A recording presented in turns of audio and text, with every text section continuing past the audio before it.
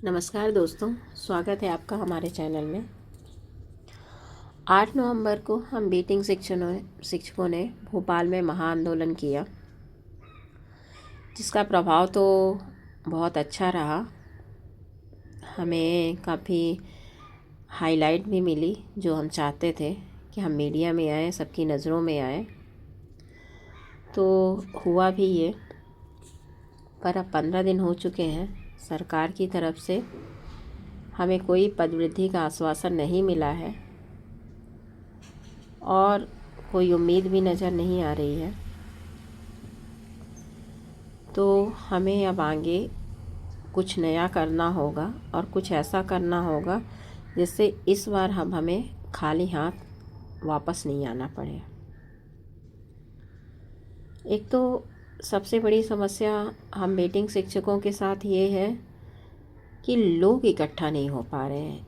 मुझे समझ में नहीं आता कि बीटिंग तो इतनी लंबी लंबी दी गई है, पर जब आंदोलन का नाम आता है तो भीड़ इकट्ठा क्यों नहीं हो पाती है। यदि सरकार हमारी सुन नहीं रही है तो एक आंदोलन जिस तरह से यूपी में आंदोलन हुआ था उस तर्ज पर होना चाहिए, शायद उसका प्रभाव अच्छा पड़ेगा।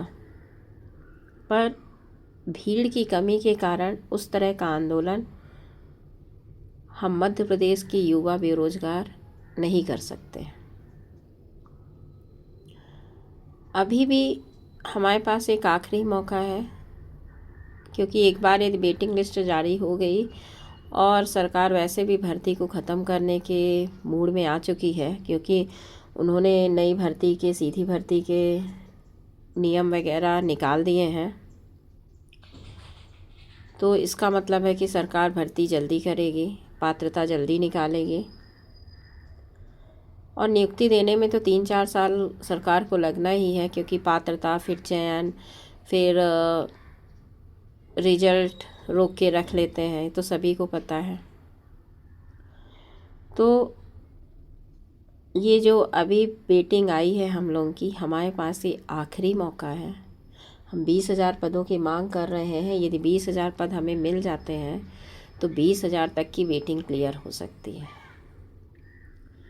तो जो युवा सोए हैं हमारे मध्य प्रदेश के, जो हमारे वेटिंग शिक्षक ये सोच रहे हैं कि चलो वो सामने वाला तो लड़ रहा है, हमें क्या करना है, उसका होगा तो हमारा भी होगा और उसकी लड़ाई से हो सकता हमें फ़ायदा हो जाए, तो एक बार एक आखिरी दमखम दिखा दीजिए सारे वेटिंग शिक्षक भाई बहन और घर से निकलिए।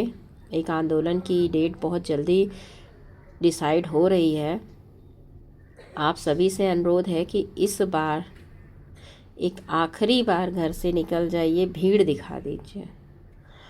पद वृद्धि कहीं नहीं गई है। जिस दिन भीड़ हो जाएगी उस दिन भोपाल से हम पद वृद्धि लेकर आएंगे। और अब आंदोलन की डेट तो निश्चित होने वाली है, उसको बहुत जल्दी आप लोगों को बताया जाएगा। उसके साथ हमारा एक कुछ नया करने का विचार आया कि क्यों ना हम बागेश्वर धाम चलें इस बार।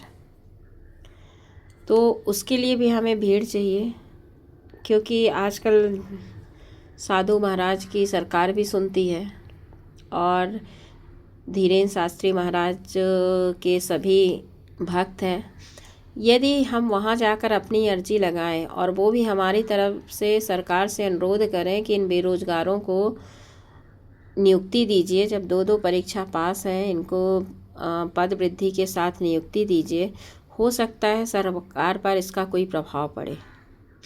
यदि आप हमसे सहमत हैं तो कमेंट में अपने विचार लिखिए और हमें सहयोग दीजिए। बागेश्वर धाम के लिए भीड़ दीजिए, आप लोग सब इकट्ठा होइए। यदि सहमत हों तो आप बताइए, हम लोग बागेश्वर धाम का ही आंदोलन रखते हैं, वहाँ भीड़ इकट्ठा करते हैं और धीरेन्द्र शास्त्री जी महाराज से पद वृद्धि की गुहार लगवाते हैं। हो सकता है यहीं से हमें हमारा भला हो जाए और सरकार हमारी बात सुन ले और पद वृद्धि कर दे। तो यदि आप सब चाहते हैं कि हम बागेश्वर धाम चलें तो कमेंट करिए और अपना समर्थन दीजिए, ताकि हम बागेश्वर धाम की तैयारी कर सकें और जल्दी से जल्दी एक डेट निश्चित कर सकें और वहाँ पे हम भारी भीड़ में पहुँचें। धन्यवाद।